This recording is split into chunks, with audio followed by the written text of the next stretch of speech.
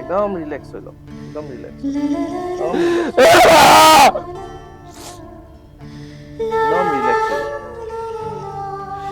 যিটো সময়ৰ পৰা মই জুবিনৰ কথা ক'ব লগা হয়, মোৰ ক'বলৈ খুব অসুবিধা পাওঁ। এতিয়া নতুন কিবা এটা হ'ব লাগে, নতুনটো কি হ'বলৈ আহি আছে এতিয়াতো কোনো নাজানে যে এটা জুবিন গাৰ্গ আহি আছে। পিছৰবাৰ বেছ কেছটো খুলি তেওঁ উলিয়াইছে 10টামান এলবাম একেলগে এনেকৈ হাতেৰে ধৰি পেলাই মোৰ টেবুলত থৈছে। লৈ কাভাৰটো চাইছোঁ, চুলি তুলি দীঘল ক্ষীণ ল'ৰা এটা, জুবিন গাৰ্গ। গানে কি আনে, কথা হীৰেণ ভট্টাচাৰ্য। এটা লোকগীত গাওকচোন, এটা টোকাৰী গীত গাওকচোন, এটা বৰগীত গাওকচোন। সেই কথাটো মই বহু বছৰৰ পিছত যেতিয়া জুবিনক ক'লো, জুবিনে হাঁহি হাঁহি কৈছিলে যে মোৰ অকল বিয়া নামটো গাব বাকী থাকিলে, সেইটো আৰু ছোৱালীয়েহে গায়। জুবিন গাৰ্গে যিটো ৰোল প্লে কৰে, তাতে সাংবাদিক বা প্ৰেছ মিট এটা দিব যায়, প্ৰেছ মিট এখন মুখামুখি হয়। তই এইটো মাতেৰে তই ভূপেন হাজৰিকা শুনিবি ঘৰত সদায়, এই ধৰণৰ মাত লাগিব। এইটো টিয়া মাতটোৰে তই কেইদিন চলিবি। তহঁতৰ সেইফালে কি নদী আছে, তাত ঠাণ্ডা দিন গৰম দিন তই ইয়ালৈকে ডুবি পেলাই তই গাৰ্গুল কৰিবি কিবা কৰি, তোৰ মাতটো অকণমান ডেপ্থ আহিব, এনেকুৱা। আৰু সেই ৰুমটোৰ ভিতৰত জুবিনক কৰা অপমানখিনিতো কোনেও নাজানে পৃথিৱীৰ কাইলৈ। জুবিনৰ অপমানখিনি কাইলৈ কাগজত ওলাব, জুবিনে যিখিনি কৰিলে সেইখিনি প্ৰকাশ পাব। মই দেখিলোঁ যে হেডলাইনত মই এইটো প্ৰথম দিওঁ, কাৰণ ছপা আখৰত থাকিলে বস্তুটো প্ৰমাণ থাকি যাব। মই এতিয়াও যিকোনো সময়ত ই যে নাই সেই কথাটো পাহৰি যাওঁ। নিয়ৰৰে ফুল এপাহ ফুলি এপাহ সৰিলে যেনি যায় বলাকা, যেনি যায় বলাকা, মেঘ কাগজতে নেদেখা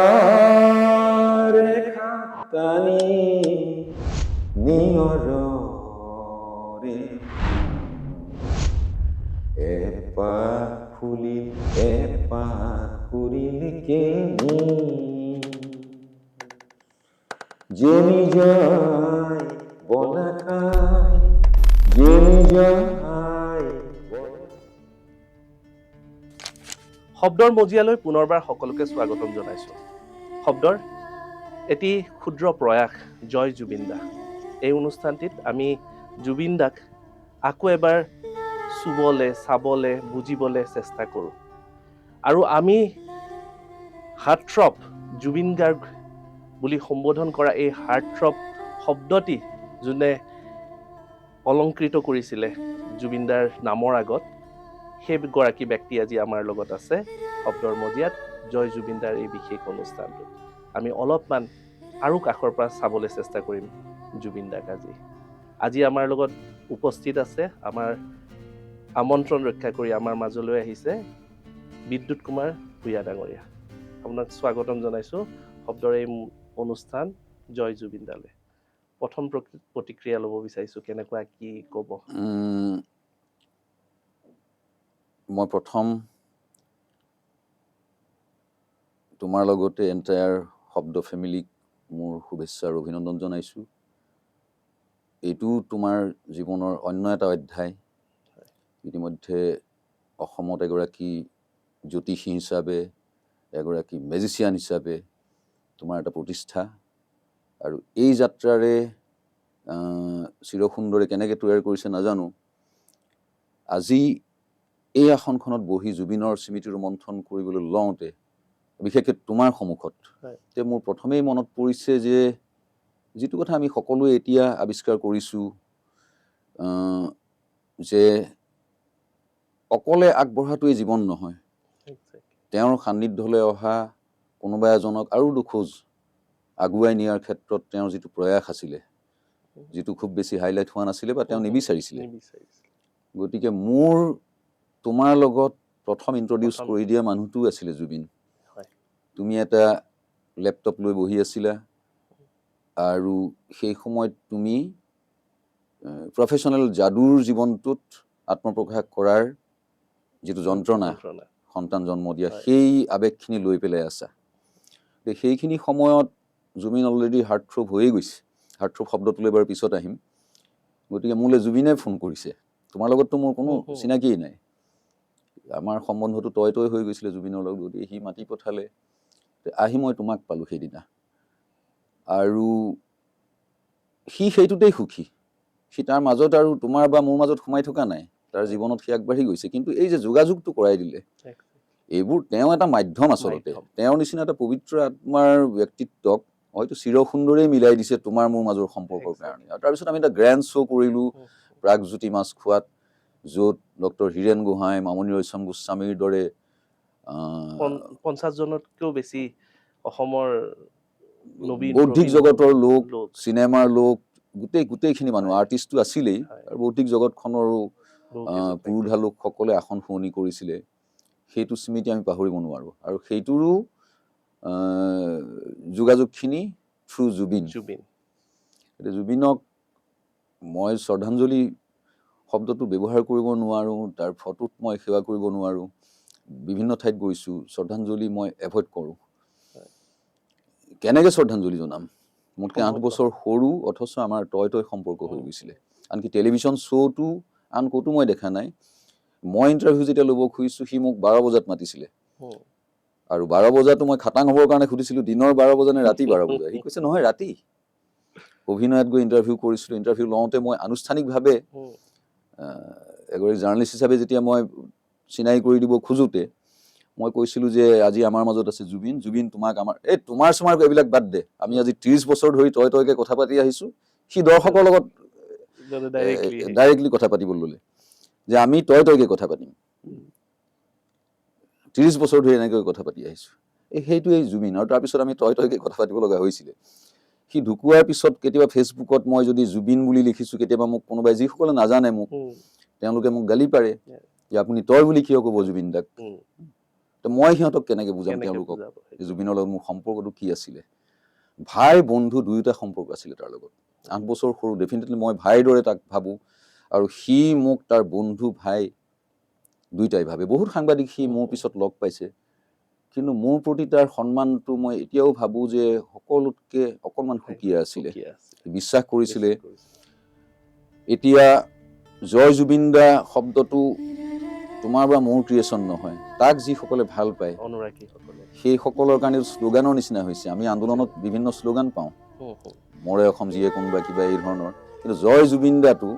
কোনো সৃষ্টি কৰি দিয়া নাই যে জুবিনক দেখিলে আমি এইটো চিঞৰিম স্বতঃস্ফূৰ্তভাৱে পৰিকল্পিতভাৱে নহয় গতিকে চবৰে মুখত পৰাত আৰু সেই নিজে কোনো সৃষ্টি নকৰি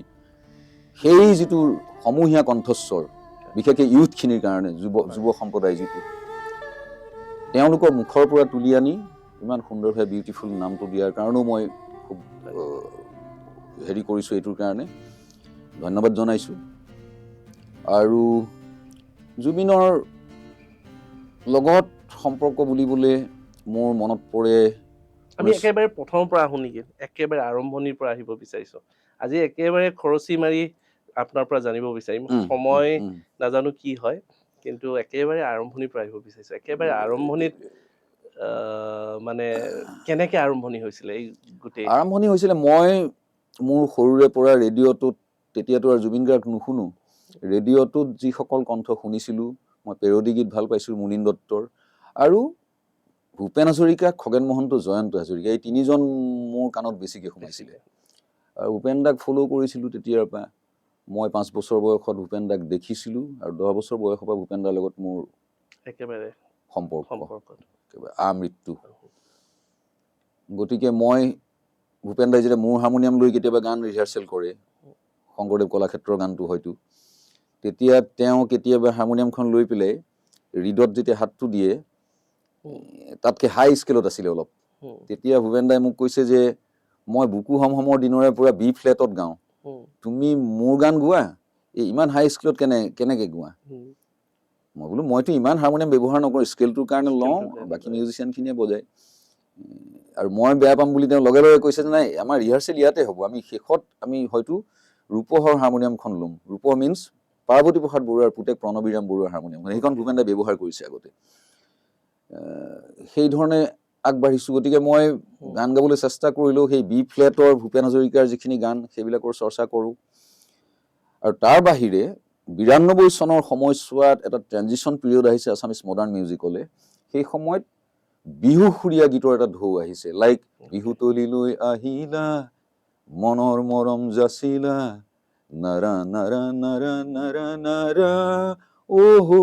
অহো নানি নানি নাৰী নানা না, এইবোৰ গান, তেনেকুৱা গান সন্ধ্যা মেননৰ তেনেকুৱা ছুপাৰহিট গান কিছুমান হৈছে। তাতে এটা গান সন্ধ্যা মেননৰ ষ্টুডিঅ'তে ৰাজগড়ত জে পি দাই মাতিছে, তেওঁ অলৰেডি সুৰটো কৰিছে সন্ধ্যা মেননে এইবাৰ বিহুত গাবলৈ, লিৰিক্সটো নাই, সুৰটো তেওঁ আগতে কৰে সাধাৰণতে, জয়ন্ত হাজৰিকাৰো তেনেকুৱা আছিলে। এই জে পি দাই কৈছে বিদুত আহাচোন ষ্টুডিঅ'লৈ গান এটা লিখিব লাগে, সন্ধ্যাই গাব। সন্ধ্যা মেনন ছুপাৰহিট এটা কণ্ঠ, লৰি ঢাপৰি গ'লো। সুৰটো শুনাৰ পিছত মই এটা গান লিখি দিছিলোঁ, সেইটো বাৰু এতিয়া মই নাগাওঁ। সেই গানটো সেইবাৰ গাইছে সন্ধ্যা মেননে। আৰু সেই সময়ৰ চাৰু গোহাঁই, ৰিদীপ দত্ত, অপূৰ্ব বেজবৰুৱা, তেওঁলোকৰ গানবিলাক শুনি আছোঁ আমি, জে পি দাৰখিনি আছে। কিন্তু তাৰ পিছত কি, এটা নতুন জেনেৰেশ্যন জন্ম হৈছে নহয়, যি কিবা এটাৰ সন্ধানত আছে। এইখিনিৰ পিছত তেওঁলোকক শুনাবৰ কাৰণে নতুন কি সৃষ্টি হ'ব পাৰে, একঘেয়ামিটোত তেওঁলোক বন্দী হ'ব খোজা নাই।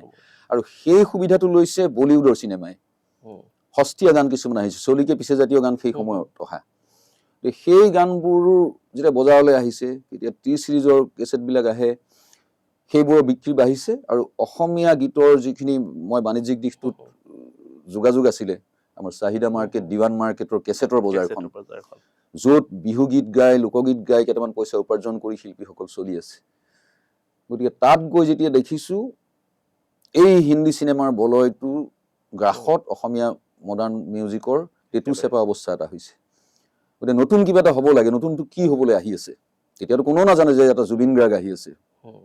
অসমীয়া মডাৰ্ণ মিউজিকলৈ, সেইটো নাই নহয়। গতিকে তেতিয়া আমি কি কৰিছোঁ, মই সেই সময়ত দেখিছোঁ 92 মানতে বেংগলৰ 3জন গায়ক মই বাছি লৈছিলোঁ, তেওঁলোকৰ গানবিলাক খুব পপুলাৰ হৈছিলে আৰু HMV ব্ৰেক দিছিলে তেওঁলোকক।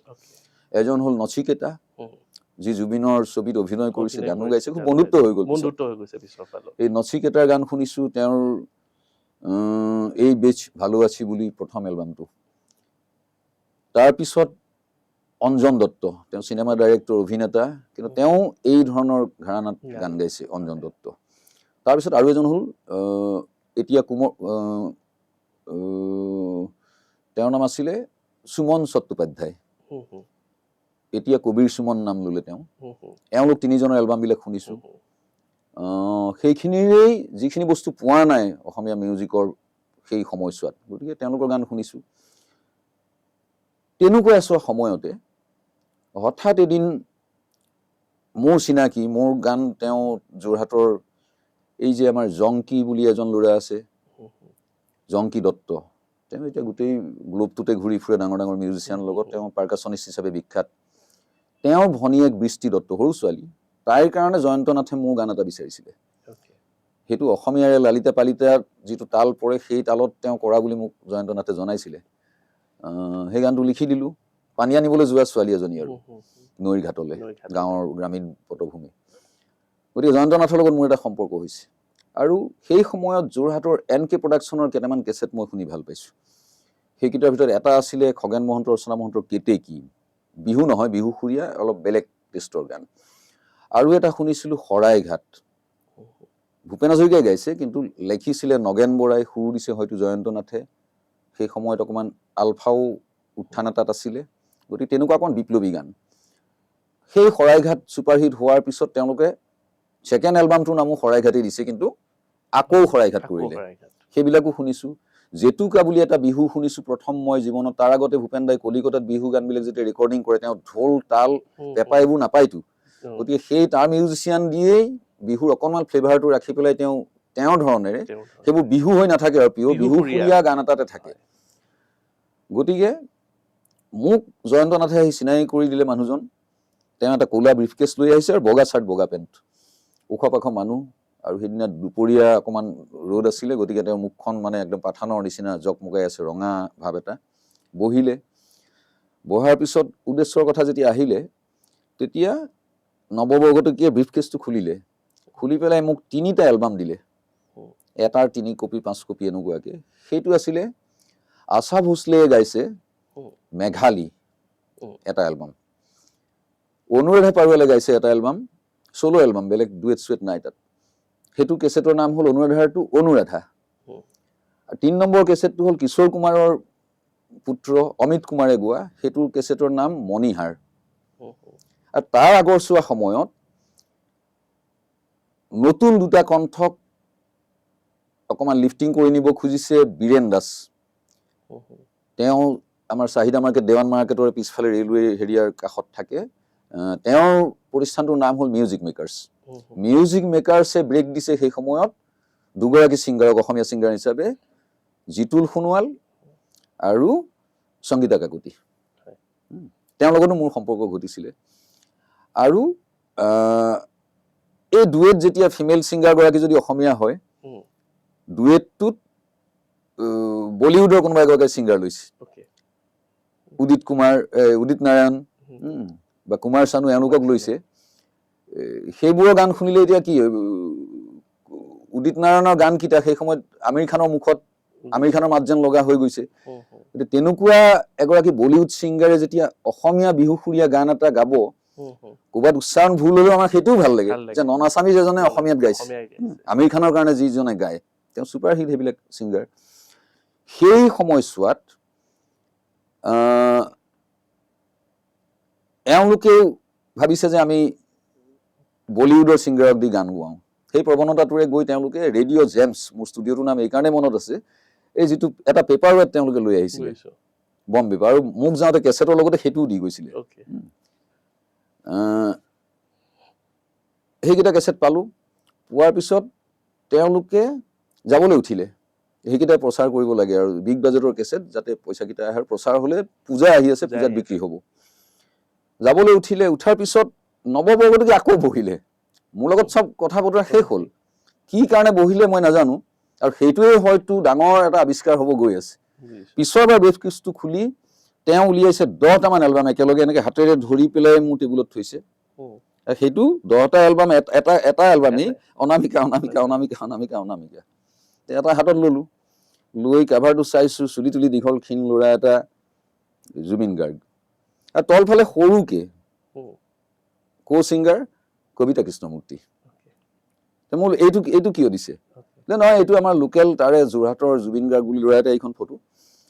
তেওঁ গাইছে এইটোত আমাৰ খৰচ নহয় আমি প্ৰযোজনা কৰা কেছেট নহয় কিন্তু তেওঁ যিহেতু যোৰহাটৰ ল'ৰা তেওঁ আমাক ৰিকুৱেষ্ট কৰিছিলে যে যাতে বজাৰলৈ যায় কেছেটটো বিক্ৰী হয় নহয় বেলেগ কথা যাতে মানুহৰ হাতলৈ যায় বজাৰখনত যাতে এভেইলেবল হয় যোৰহাট হওক তেতিয়া বিশেষকৈ আমাৰ ৰাস্তাত জখলা বনা এইবিলাকত গতিকে এন কে প্ৰডাকশ্যনৰ বজাৰ এখন যিহেতু আছে তেওঁলোকে জাষ্ট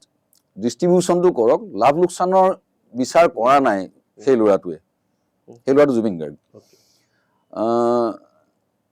মই ক'লো 10টা কিয় দিছে সিহঁতে বেগটো খালী কৰিব খুজিছে চাগে যোৰহাট যাবগৈ হয়তো যে আপুনি যদি শুনি ভাল পায় আপুনি ভূপেন হাজৰিকা শুনা মানুহ গতিকে আপোনাৰ টেষ্টটো নহ'ব পাৰে ল'ৰাজনে খুব হাই ৰেঞ্জত গাইছে গানবিলাক আৰু অলপ ৰক ষ্টাইলৰ গান মইতো ৰক তেতিয়ালৈকে ৰকৰ পৃথিৱীলৈ মই অহাই নাই এই যে ৰক চং যে হৈছে সেইটো মই ফিল কৰিব পৰাও নাই সেই বুলি কৈ তেওঁলোক গ'লগৈ যোৱাৰ সময়তে পূজা আহি আছে কাৰণে মোক তেতিয়াৰ প্ৰেষ্টিজিয়াছ কাগজ দৈনিক অসম তেওঁলোকৰ এডিটৰে মোলৈ ফোন কৰিলে অনিল বৰুৱাই ক'লে যে তুমি গান চান শুনি থাকা পূজাত অসমৰ মানুহে শুনিব পৰা তোমাৰ ভাল লগা পূজাৰ বতৰৰ গানৰ 10টা কেছেটৰ বিষয়ে তুমি লিখিব লাগে আৰু বৰ চুটিকে লিখিবা গতিকে মই 8টা কেছেট লিখিলোঁ কিবা কিবি কেছেট আছিলে মোৰ হাতত বোধকৰো তাত এই অনুৰাধা বা এই কেছেটো সোমাইছে আৰু অসমীয়া কেছেট সোমাইছে কেইটামান 9 আৰু 10 নম্বৰ কেছেট দুটা মোৰ লিখা হোৱা নাই 9 ভাবি থাকোঁতে সেই সময়ত মই কিনি অনা কেছেট এটা আছিলে সেই বছৰে ভূপেন দাই মানে HMVৰ লগত অকণমান লেনদেন খেলি মেলি কৰিছিলে ভূপেন দাৰ লগত গতিকে HMVক ভূপেন দাই আঁতৰাই দিলে দি পেলাই নতুন এটা মিউজিক কোম্পানী হৈছে পেন মিউজিকে ভূপেন দাৰ এটা অসমীয়া এলবাম উলিয়াইছিলে তাৰ আগৰবাৰ এইবাৰ মানে যোৱা বহাগত ভূপেন দাই গোৱা গানটো আছিলে হে বিহুতি বছৰি আহিবা অসমী আইকে জগাবা বিপদৰ কালতো মাহ হালধিৰে জাতি তোৰ দেহ মন ধুৱাবা। এই ট্ৰেকটো আমাৰ মিউজিকৰ মানুহে জানিব। এই একেটা সুৰতে তেওঁ পিছৰবাৰ যিহেতু পূজা আহি গ'ল বেংগলত, পুজুৰ গান বুলি তাত এটা চিৰিজ ওলাই নহয়, এতিয়া পুজুৰ গান হিচাপে ভূপেন্দ্ৰৰ কেছেটটোৰ নাম দিলে, আগৰটো আছিলে অসমীয়া বিহুতি বছৰি আহিবা, পিছৰ নামটো দিলে চাৰদী শিশিৰে মুকুতা। বিহুৰ সুৰটোৱেই তেওঁ পূজালৈ লৈ গ'ল, লৈ গৈ তাত এইটো কোনোবা বেংগলী লিৰিচিষ্টৰ হয়তো অনুবাদ কৰাই পেলাই তেওঁ গালে চাৰদী শিশিৰে মুকুতা শুভ্ৰ কাশ বনে বাৰতা, এই ধৰণে নিলে। গতিকে মই দেখিলো যে অসমীয়া ছিংগাৰ বা ভূপেন হাজৰিকা যিহেতু তেওঁনো বেংগলত কি কৰিছে, পূজাৰ সময়ত এইটো মোৰ ভূপেন হাজৰিকা হিচাপে সোমাব পাৰে, হৈ গ'ল। এতিয়া দটোতো মোৰ হাতত কোনো কেছেট নাই, হঠাৎ মোৰ মনত পৰিল আৰু এটা কেছেট মোক দিছিলে যে অনামিকাখন আছে। অনামিকা বুলি মোৰ মনলৈ অহা নাই, মোৰ নামো মনত ৰোৱা নাই, জুবিন গাৰ্গটোতো মনলৈ অহাই নাই। কবিতা কৃষ্ণমূৰ্তি আহিছে, আৰু কবিতা কৃষ্ণমূৰ্তি সেই সময়ত মই যিবিলাক ছবি চাইছিলো, মিষ্টাৰ ইণ্ডিয়া চিণ্ডিয়া এইবিলাক চিনেমাত শ্ৰীদেৱীৰ লিপছত কবিতা কৃষ্ণমূৰ্তিৰ মাতটো চিংক কৰে, শ্ৰীদেৱী গোৱা যেন লাগে। শ্ৰীদেৱীৰ গোটেইখিনি গান কবিতা কৃষ্ণমূৰ্তিয়ে গাইছিলে, তেওঁক ভাল পাওঁ। গতিকে ললো অৱশেষত যে 10 নম্বৰ এইটো দি মই দিব লাগে। এডিটৰে ফোনো কৰিছে, তোমাৰ 10টা কেছেট লিখোতে ইমান সময় লাগে নে, দেৰি হৈছে আমাৰ। মই বোলো নাই, 9টা হৈছে, আৰু এটা হলে মই দিম আজি। আনিলো, আনি এতিয়া কি শুনিম লুটিয়াই পেলাই চাই যেতিয়া দেখিছো গানে কি আনে, কথা হীৰেণ ভট্টাচাৰ্য। লগে লগে মোৰ ল'ৰাটোৰ প্ৰতি কিবা এটা পজিটিভনেছ জন্ম হৈছে যে ল'ৰাটোৱে, মইতো হিৰুদাক ভাল পাওঁ, হিৰুদাৰ কিতাপ এখনো লিখিছো মই। গতিকে মোৰ মনলৈ আহিছে যে ল'ৰাটোৱে গান গোৱাই নহয়, গানৰ কথাখিনিতো গুৰুত্ব এটা দিছে, নহলে হিৰুদাৰ কবিতাৰ গীত এটা নলয়, কেতিয়াও নলয়। ডেফিনেটলি এটা ল'ৰাটোৰ প্ৰতি কেছেটটো ললো, লৈ শুনিছো, শুনি পেলাই মই ভাল পাইছো বেয়া পাইছো একো ফিলিংছ মোৰ নাই। অসমীয়া গান এনেকুৱাও হ'ব পাৰে নেকি, তেনেকুৱাতো শুনাই নাই আগতে। নতুন এৰা এটা যে জন্ম হ'ব খুজিছে সেইটোও মই ফিল কৰিব পৰা নাই। আৰু ভূপেন হাজৰিকাটো বহি আছে মোৰ বি ফ্লেটত গোৱা বুকু সমামৰ মানুহটো। গতিকে আকৌ দুদিনমান ৰলো, তাৰপিছত আৰু এডিটৰে এদিন গালি দিছে। আকৌ নেক্সট টাইম মই যে নহয়, এইবাৰ মই অতি বেছি সময় দি গোটেই এলবামটো শুনিম। গোটেই এলবামটো যেতিয়া আকৌ শুনিছো, তেতিয়া মোৰ বিশ্বাস কৰা বিক্ৰম, মোৰ অকমান কিবা এটা ফিলিংছ আহিছে গাটো, ৰস সোমাইছে। আৰু যে 3 দিন আগত শুনা স্মৃতি অলপ অলপ আছেতো, এই ৰিপিটেশ্যন যেতিয়া হৈছে সি আৰু অকমান গভীৰলৈ যেন সোমাই গৈছে।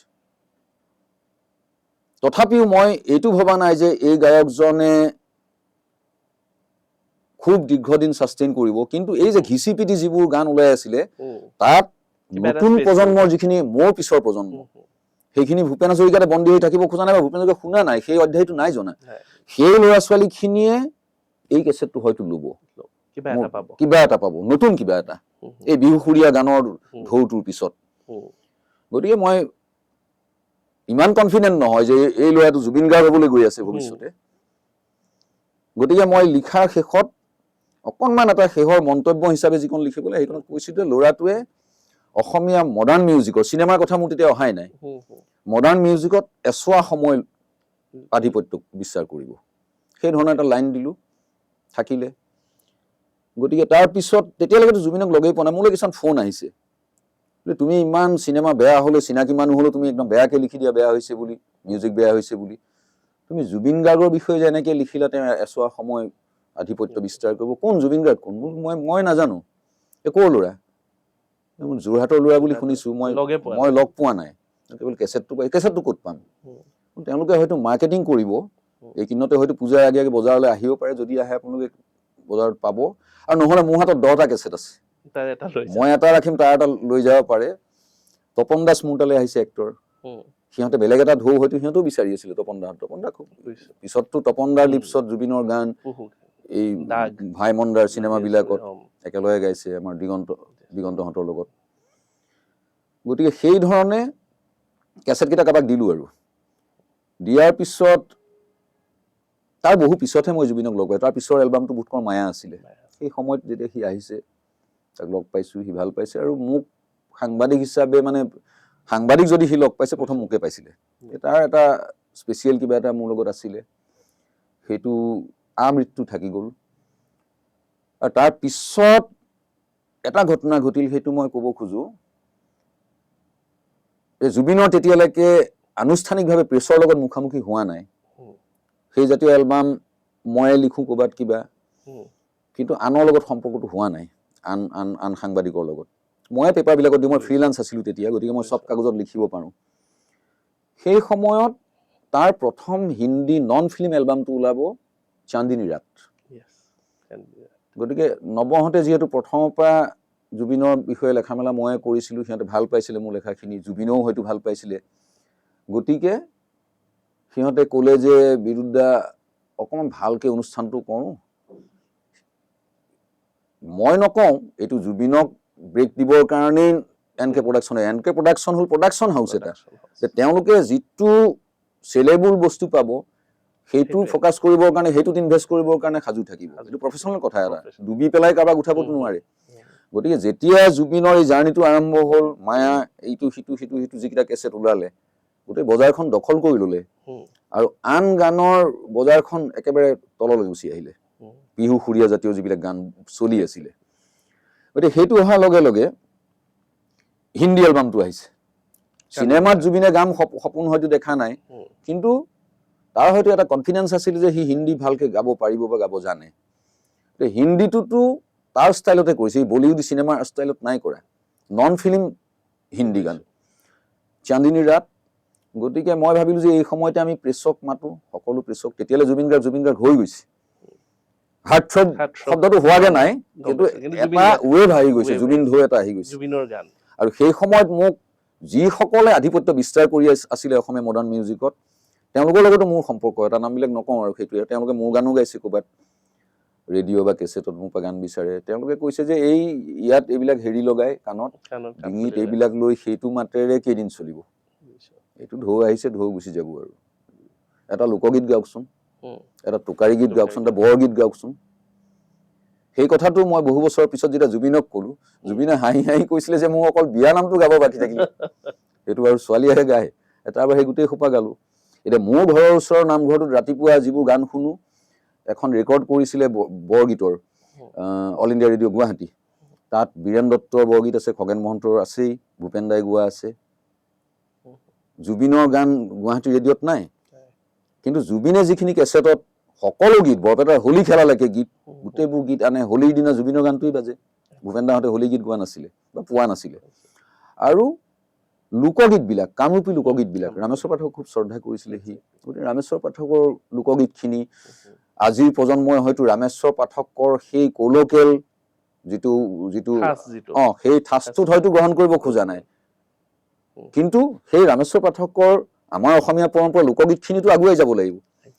গতিকে জনপ্ৰিয় ভইচ এটাই যেতিয়া সেই গানটো গাই দিব, তেতিয়া আৰু এটা যুগলৈ গুচি গ'ল নহয় গানটো। সেই ব্ৰিজখন, বনগীত, সেই ব্ৰিজখন তৈয়াৰ কৰি দিয়ে মানুহটো জুবিন। সি নিজে তাৰ পিঠিত ব্ৰিজখন লৈছে, সিও নাজানে লোকগীতকেইটা ল'ব নে নলয়। মায়া গাই থকা জুবিন গাৰ্গটোক লোকগীত গোৱাতনো কোনোবাই গ্ৰহণ কৰিব নে, গোৱালপৰীয়া লোকগীতটোত বা কামৰূপী লোকগীতটোত বা বৰগীতত বা হোলী খেলাৰ গীতটোত, কিন্তু সকলোৱে ল'লে। তাৰ মাতটোৰ সেইটোৱেই সৌন্দৰ্য, সেইটোৱেই শক্তি, সেইটো আমি ভূপেন হাজৰিকাৰ পিছত কাৰো মাজত দেখা নাছিলোঁ। ভূপেন দাই সকলো ধৰণৰ গান গাইছে। গতিকে সেই ধৰণৰ বিচিত্ৰ পৃথিৱীবিলাকত সকলো ক্ষেত্ৰৰ গান, লোকসংগীত বিশেষকৈ, লোকসংগীত এজন জনপ্ৰিয় শিল্পীৰ কণ্ঠত গুচি যোৱাৰ লগে লগে লোকসংগীতটোৰ আয়ুস হয়তো 100 বছৰ বাঢ়ি যায়, নহ'লে লোকসংগীতবিলাক লাহে লাহে লুপ্ত হৈ যায়। গতিকে ভূপেন হাজৰিকাই গোৱাখিনি শুনিছোঁ, ৰামেশ্বৰ পাঠকে গোৱাও শুনিছোঁ, আমিহে শুনিছোঁ। এই নতুন যিটোক আমি কওঁ, সেই জেনেৰেশ্যনটোলৈ ভাৰ বৈ সিহঁতৰ কান্ধত তুলি দিয়া মানুহজন হ'ল জুবিন গাৰ্গ। এইটো কম ডাঙৰ কাম কৰা নাই। আমাৰ যিসকল জনপ্ৰিয় শিল্পী আছে, চাৰু দা আছিলে, জেপি দা আছিলে, তেওঁলোকেতো বৰগীত লোকগীত নাই গোৱা নহয়, আৰু তেওঁলোকৰ দ্বাৰা চাগে নহয়ও। নহ'লে এই ঐতিহ্য সম্পন্ন বৰগীত এটা নষ্ট কৰিব নোৱাৰে, কিন্তু জুবিনে গাই গ'ল আৰু নতুন জেনেৰেশ্যনটোক বৰগীত শুনাই থৈ গ'ল। বৰগীত, লোকগীত, হোলী খেলৰ গীত, বৰগীতটো মুখাস্তও কৰাই গ'ল। এতিয়া ঘটনাটো হ'ল কি, এই যে ডাঙৰকৈ প্ৰেছ কনফাৰেন্স কৰিলোঁ, সেই প্ৰেছ কনফাৰেন্সত আমি গোটেই প্ৰেছৰ মানুহ মাতিছোঁ, আৰু গোটেই প্ৰেছৰ মানুহ আহিবলৈ সাজু। বিদ্যুতৰ মাজতে ৰখাবলগীয়া হৈছে, ৰখাই পিনে আমি জানিব বিচাৰিছোঁ ৰিচেণ্টলি ৰৈ ৰৈ বিনালে 2-3বাৰ চালো চোৱাৰ সৌভাগ্য হ'ল তাতে এটা দৃশ্য আছে য'ত তাৰমানে জুবিন গাৰ্গে যিটো ৰোল প্লে কৰে তাতে সাংবাদিক বা প্ৰেছ মিট এটা দিব যায় প্ৰেছ মিট এখন মুখামুখি হয় তো সাংবাদিকৰ উল্টা চিধা প্ৰশ্নত তেওঁ প্ৰেছ মিট নকৰোঁ বুলি গোটেই মাইকবোৰ উভতাই মানে উল্টাই দি গুচি আহে তো সেনেকুৱা ধৰণৰ ৰিয়েল লাইফ ইনচিডেণ্ট এটা ঘটিছিলে জুবিনদাৰ তাত লগত আৰু প্ৰথম প্ৰেছ মিটখনত ঘটিছিলে যিখনত আপুনি মানে আগ ধৰিছিলে বা আপোনাৰ নেতৃত্বত হৈছিলে সেইখিনি কথা জানিব বিচাৰিছিলোঁ একজেক্টলি সেইদিনাখন নন্দন হোটেলত হৈছিল কি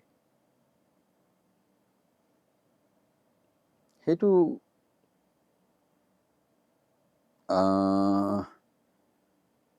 খুব অভূতপূৰ্ব অভিজ্ঞতা মোৰ কাৰণেও আৰু ডেফিনেটলি জুবিনৰ কাৰণেও জুবিন অলৰেডি পপুলাৰ হৈ গৈছে তাৰ 6-7টা এলবাম ওলাইছে আৰু অনামিকাতে হিট কৰিছেতো সি প্ৰথম এলবামটোতে গতিকে তাৰপিছত জুবিনৰ এখন বজাৰ জুবিনৰ অসমীয়া মডাৰ্ণ মিউজিকত এটা প্ৰতিষ্ঠা সেইখিনি এষ্টাব্লিছ হৈ গ'ল গতিকে NK প্ৰডাকশ্যনেও ভাবিলে যে এটা ৰাজহুৱা প্ৰেছ মিট ৰাজহুৱা মিনছ সকলো প্ৰেছৰ মানুহৰ লগত এটা মুখামুখি অন্তৰংগ আলাপ জাতীয় আৰু সেই অকেজনটোতে তাৰ প্ৰথমটো হিন্দী এলবাম ৰিলিজ হ'ব চান্দিনী ৰাত তো সেইটো ডেফিনেটলি মই যেহেতু জুবিনৰ লগতো ক্লোজ হৈছোঁ অলৰেডি বা NK প্ৰডাকশ্যনৰ লগত ঘনিষ্ঠতা এটা আছে ষ্টুডিঅ'ত বহোঁ কেতিয়াবা ইহঁতে ক'লে যে বিদ্যা আমি এনেকৈ ভাবিছোঁ তেতিয়া অলৰেডি দেৱও আহি গৈছে দেৱ নৱ দুইটাই থাকে আৰু তেওঁলোকে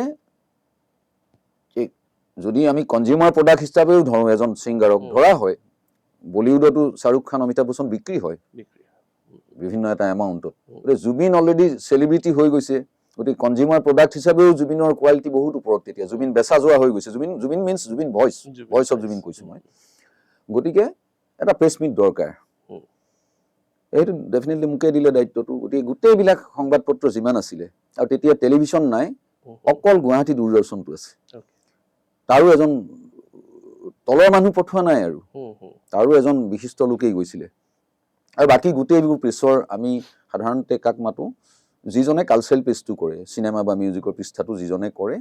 তেনেকুৱা বিভাগীয় সম্পাদকজনক মাতোঁ আৰু সেইজনৰ লগত মোৰ সম্পৰ্ক আছেই গোটেইখিনি আমাৰ ইউনিটৰে কালচাৰেল জাৰ্নেলিষ্ট বুলি যাক কয় সকলোকে মাতিলোঁ তেতিয়া নতুনকৈ এখন কাগজ ষ্টাৰ্ট দিছে সেই কাগজখনত মোৰে বন্ধু চন্ধু বেলেগ এখন কাগজৰ পৰা তেওঁলোকৰ গোটেই এটা টীম গুচি গৈছিলে গতিকে সেই টীমটোৰ পৰা সিহঁতৰ 8জনমান আহিছে মানে এজন কালচাৰেল জাৰ্নেলিষ্ট তাৰ বাকীখিনিও মানে হয়তো জুবিনৰ লগত গেট টুগেডাৰত ভাগ ল'বলৈ আৰু হোটেল নন্দনৰ নিচিনা সেই সময়ত নন্দন খুব এখন সম্ভ্ৰান্ত হোটেল তালৈ আহিছিলে কিন্তু লক্ষণীয় কথাটো হ'ল আমাৰ অনুষ্ঠান চলি থাকোঁতে সেই পাৰ্টিকুলাৰ কাগজখনৰ সাংবাদিকখিনি অনুষ্ঠানটোত নাছিলে তেওঁলোকে হোটেলৰ এটা ৰুম লাগে বুলি ক'লে আৰু আমাৰ সাধাৰণ মানুহৰ যিসকলে সাংবাদিকৰ মুখামুখি হোৱা নাই জীৱনত তেওঁলোকে ভাবে যে সাংবাদিক এটা বেলেগ প্ৰজাতি তেওঁ সন্মানীয় আমাৰ যিখিনি মুখৰ কথা সেইখিনি কাইলৈ বাতৰি কাগজখনত তেওঁৱে লিখিব তো সেইসকলৰ প্ৰতি এটা সন্মানবোধ গতিকে নন্দনত সেই ৰুমটোত যেতিয়া তেওঁলোকে বিচাৰিছে তেওঁলোকৰ কাৰণে পানীয় যোগাৰ দিয়া হৈছে অনুষ্ঠান চলি আছে এইফালে মই এংকৰিং কৰি আছোঁ আৰু তাৰপিছত হয়তো AC ৰুম তাতে হয়তো চিগাৰেটো চলিছে সাংবাদিকে চব কৰিব পাৰে ধৰণৰ অবাধ কাৰবাৰ এটা আৰু ড্ৰিংকছৰ লগত খাবৰ কাৰণে কিছুমান বস্তু দৰকাৰ হয় মাংস চাংসকে ফ্ৰাই হেন তেন সেইবিলাকো ছাপ্লাই হৈ থকা মই দেখি আছোঁ সেইখিনিলৈকে অ'কে ঠিক আছে শেষত গৈ এটা সময়ত সুৰাৰ এটা পৰ্যায় থাকে নহয় এই এটা পৰ্যায় অতিক্ৰম কৰাৰ পিছত আমাৰ অনুষ্ঠান প্ৰায় শেষ হৈ আহিছে ইয়াৰ পিছত আমি একেলগে আমাৰ হেৰিয়াৰ ব্যৱস্থা কৰা হৈছে লাঞ্চৰ ব্যৱস্থা কৰা হৈছে আৰু সেইখিনি সিমান ডাঙৰ বাজেটত NK প্ৰডাকশ্যনে কেতিয়াও প্ৰেছ মিট দিয়া নাই গতিকে হঠাৎ সেই পাৰ্টিকুলাৰ ৰুমটোৰ পৰা সাংবাদিকসকলে জুবিনক মাতি পঠাইছে এই জুবিন গাৰ্গ ইয়াত আহিব লাগিব আমি নাযাওঁ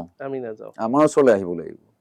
জুবিনক হয়তো ময়ে ক'লো নে এওঁলোককে কোৱালো গতিকে কাৰণ মাজৰ মানুহটো মই সাংবাদিক আৰু অনুষ্ঠানটোৰ মাজৰ মানুহজন মইহে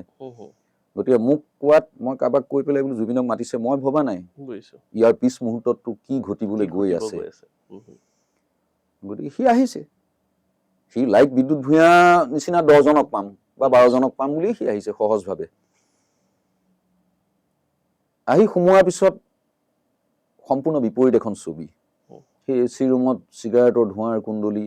আৰু লেতেৰা হৈছে ৰুমটো তাত জুবিন সোমোৱাৰ পিছত তেওঁলোক সাংবাদিকৰো উত্তৰণ ঘটি পেলাই তাৰ পিছৰ পৰ্যায়টোলৈ গুচি গৈছে অলৰেডি কাৰণ ক্ৰিয়া কৰা আৰম্ভ কৰিছে পানীয় ক্ৰিয়া প্ৰতিক্ৰিয়া চব দেখুৱাবলৈ আৰম্ভ কৰিছে গতিকে আমি সাংবাদিক প্ৰজাতি আৰু আমাৰ তুলনাত চব এইবিলাক নগণ্য হু ইজ জুবিন গাৰ্গ মই ইমান মন কৰি থকা নাছিলো কিন্তু পিছত দেখিলো যে ৰুমটোত পৰিৱেশটো বেলেগৰ ফালে গৈছে আৰু জুবিনক সিহঁতে এনেকুৱা ধৰণৰ কিছুমান হোষ্টেলত ৰেগিং যে কৰে নিউ কামাৰ নৱাগত ছাত্ৰ ছাত্ৰীক সেই ধৰণৰ পৰিৱেশ এটালৈ গৈছে জুবিন গাৰ্গটোক ক'ৰবাত থৈ দিছে জুবিন গাৰ্গ থিয় হৈ আছে তাতে এওঁলোক বহি আছে চলিও আছে চব তই এইটো মাতেৰে তই ভূপেন হাজৰিকা শুনিবি ঘৰত সদায় এই ধৰণৰ মাত লাগিব এইটো টিয়া মাতটোৰে তই কেইদিন চলিবি তহঁতৰ সেইফালে কি নদী আছে তাত ঠাণ্ডা দিন গৰম দিন তই ইয়ালৈকে ডুবি পেলাই তই গাৰ্গুল কৰিবি কিবা গৈ তোৰ মাতটো অকণমান ডেপ্থ আহিব এনেকুৱা সেইখিনিও জুবিনে সহ্য কৰি তাৰ পিছৰ ফালে অকণ অশ্লীল পৰ্যায়লৈ গুচি গৈছিলে সেই সময়ত জুবিনে কণ্ট্ৰলিং কেপাচিটি চবৰে এটা বেটাৰী এটাৰ হওক কিবা এটাৰ হওক যিকোনো ইনষ্ট্ৰুমেণ্ট হওক চবৰে এটা সীমা থাকে এই মাইক্ৰফোনটোৰ শব্দ গ্ৰহণৰ এটা লিমিটেশ্যন থাকিবতো সেইবিলাক যেতিয়া ক্ৰছ কৰি গ'ল ডেফিনেটলি হিউমেন বিং জুবিনৰো হয়তো ধৈৰ্য খং আহি গ'ল জুবিনে ৰিয়েক্ট কৰি সিও কিবা কিবি ক'লে সি ভবা নাই জীৱনত যে সাংবাদিক এনেকুৱাও হ'ব পাৰে সি ওলাই আহিল এই লাইনত আমাৰ বুফে তাৰপিছত আমি ভাত খাম আৰু তাতে বিভিন্ন ব্যঞ্জন তৈয়াৰ হৈ এইবিলাক সি এনেকে পেলাই দি মই সন্মুখত থিয় হৈ আছিলো আৰু জুবিনে নাজানে মোৰ হাতত এখন কাগজ আৰু পেন এটাও আছিলে গতিকে জুবিনে কোনোবা ইণ্টাৰভিউত সি কৈছে যে নহয় কোনোবা বেলেগে কৈছে যে মই ইণ্টাৰভিউ ল'বলৈ গৈ ৰৈ থকা মানুহ নহয় মই আয়োজক আছিলো এই হয়তো কাৰ্যসূচীখনেই আছে হাততে বা প্ৰেছ ৰিলিজটো আছে কাৰোবাক মই বিলাব লাগিব নহয় সাংবাদিকখিনিক সেইখিনিহে আছিলে মই তাৰ ইণ্টাৰভিউ ল'বলৈ যোৱা নাই সি আহি মোক এনেকৈ সাৱটি ধৰাটোৱে সি যি কৈছে মুখেৰে একো কোৱা নাই তাৰপিছত মোক সি খঙত এৰাৰ নিচিনাকে মোক কব্জাও পায় এনেকে ওলাই গুচি গ'ল যোৱাৰ পিছত সি যোৰহাট গ'ল নে গুৱাহাটী গ'ল নে একো নাজানো এতিয়া মই সাংবাদিকতো মোক কৈ আছেতো ক'ত গ'ল জুবিন গাৰ্গ মাতা বিদ্যুৎ দাক ইয়াক ক্ষমা খুজিব লাগিব জুবিনে অপমান কৰি গৈছে আমাক আৰু সেই ৰুমটোৰ ভিতৰত জুবিনক কৰা অপমানখিনিতো কোনেও নাজানে পৃথিৱীৰ কাইলৈ জুবিনৰ অপমানখিনি কাইলৈ কাগজত ওলাব জুবিনে যিখিনি কৰিলে সেইখিনি প্ৰকাশ পাব সাংবাদিকক অপমান কৰিছে সেইটো ডাঙৰ খবৰ এটাতো আৰু যেতিয়া জুবিন নাই অহা এওঁলোকৰ খং আৰু উঠি গ'ল ওপৰলৈ যদি জুবিন গাৰ্গে আহি আমাৰ ইয়াত ক্ষমা নোখোজে সাংবাদিকক তেতিয়াহ'লে কাইলৈৰ পৰা জুবিন গাৰ্গক বয়কট কৰা হ'ল সংবাদ মাধ্যমে আৰু কোনো কাগজত বেয়া হওক ভাল হওক জুবিন গাৰ্গ নামটো নছপা নহয় তেতিয়া নৱবৰকটকী সিহঁতে ভাবিছিলে বিদ্যুৎ ভূঞা আছে যেতিয়া মোক চবেই ভাল পায় গতিকে বিদ্যুৎ ভূঞা আছে যেতিয়া ভালকে অনুষ্ঠানটো হ'ব কাইলৈ হয়তো আমাৰ নিউজটো ভালকে হাইলাইট কৰিব কাগজকেইখনত গ্লেমাৰাছ হেৰি এটা হোটেল নন্দনত কৰিছো কিন্তু তাৰ বিপৰীত ছবি এখন দেখি সিহঁতে কন্দা কটা লগাইছে আৰু সেইদিনা সিহঁতে এটা মাৰুতি ভেন এখনত কেইটা মানুহ ধৰে কমফৰ্টেবলি বহিবলৈ 3জন 2জন 5জন সিহঁতে প্ৰায় 8-10জন মান ল'ৰা আহিছে সেই ল'ৰাবিলাকৰ মাজৰে এজন জুবিনে কিবা বেলেগ গাড়ী চাৰি লৈ অহা নাই খুব ৰাতিপুৱাই আহিছে যোৰহাটৰ পৰা বাপেকো আহিছে সেইদিনা দেৱনৱৰ বাপেক প্ৰথম সাংবাদিকসকলক দেৱতা সদৃশ সাংবাদিকসকলক লগ পাম আজি সেই সন্মান লৈ অহা মানুহৰ গোটেই চেঞ্জ হৈ গ'ল সাংবাদিক ডেফিনেশ্যনটো কি চখ হৈ গৈছে মই গুচি গ'লো দৈনিক অসমৰ এডিটৰৰ ওচৰলৈ তেওঁৱেই চিনিয়ৰ আছিলে তেওঁক মই গৈ গোটেই ফেক্টটো ক'লো আৰু তেওঁ মোক বিশ্বাস কৰে মই দৈনিক অসমত লিখি থাকোঁ তেওঁক মই অনুৰোধ কৰিলোঁ যে এতিয়া আপুনি যিহেতু চিনিয়ৰ চবতকৈ আৰু দৈনিক অসমৰ এডিটৰ দৈনিক অসম প্ৰেষ্টিজিয়াছ কাগজ এখন ঐতিহ্য সম্পন্ন RG বৰুৱা ফেমিলি কাগজ গতিকে আপুনি এটা সহায় কৰিব পাৰে নেকি এই কাগজকেইখনৰ এডিটৰ কেইজনলৈ ক'ৰবাত চিনিয়ৰ এডিটৰ আছে ক'ৰবাত ডেকা ল'ৰা আছে যদি ফোন এটা কৰে যাতে নিউজটো ওলাই কাইলৈ অন্ততঃ তেওঁ খুব এথিক্সত চলা সাংবাদিক তেওঁ মোক ক'লে যে মই কোনো এডিটৰক ফোন কৰি সেইটো নকৰোঁ কাৰণ সকলো এডিটৰিয়েল এটা পেনেল থাকে তেওঁলোকে পেজ ওৱানত কোনটো নিউজ দিব কোনটো নিউজ বেক পেজ কোনটো লেখা এডিটৰিয়েল পেজত যাব এইবিলাক তেওঁলোকৰ নিজৰ চবৰে ডিজাইন আৰু তাত মই এইটো লেখা উলিয়াব বা নুলিয়াব কোৱাৰ মোৰ সেইটো মোৰ এথিক্সৰ ভিতৰত নপৰে কিন্তু মই এটা কাম কৰিব পাৰোঁ তোমাক বিশ্বাস কৰোঁ যিহেতু তুমি ধুনীয়াকৈ গোটেই ঘটনাখিনি লেখা প্ৰেছ মিটটো দেই এই কাজিয়া পেচাল নহয় প্ৰেছ মিটটো তুমি কাভাৰ কৰা আৰু তোমাৰ নামত লিখা মই ভালকৈ ছপাম সুন্দৰভাৱে লিখি আৰু দৈনিক অসমত সেইমত চলা কাগজ কাৰণে মই ভাল পাইছোঁ যে অন্তত দৈনিক অসমত ওলালে প্ৰচাৰ হ'ব দৈনিক অসমত লিখিলোঁ দৈনিক অসমত খুব ভালকৈ ওলাল এতিয়া মোক ভাল পোৱা 3জনমান খুব সৰু সাংবাদিক সিহঁতে মোক মোৰ লগত একেটা ঘৰতে আমি ভাড়া থাকোঁতে বহু বছৰ পিছত সিহঁতে কৈছে মোক যেতিয়া গম পালে মই মানুহটো কেনেকুৱা তেতিয়া এতিয়া সিহঁতৰো জুবিনৰ লগত ভাল সম্পৰ্ক হ'ল পিছত সিহঁতে মোক কৈছে যে দাদা এনেকুৱা এটা ঘটনা যে হৈছিলে আপোনাৰ মনত আছে মোৰ আছে এইটো কেতিয়াও নাপাহৰোঁ জুবিনেও নাপাহৰে বোলে তেতিয়া আপোনাক আমি খুব বেয়া পাইছিলোঁ গোটেই সাংবাদিকক অপমান কৰি জুবিন গাৰ্গ গুচি আহিছে বুঢ়া আঙুলি দেখুৱাই আৰু সাংবাদিকে জুবিন গাৰ্গক বয়কট কৰিছে আপুনি একমাত্ৰ সাংবাদিক যি সাংবাদিকৰ এগেইনষ্টে গৈ পেলাই আপুনি কাগজত জুবিন গাৰ্গৰ কথা লিখিছে আৰু আপুনি চাগে জুবিন গাৰ্গৰ পৰা ভাল কিবা এটা মোটা কিবা অংক এটাত কিবা বিনিময় হয়তো হৈছে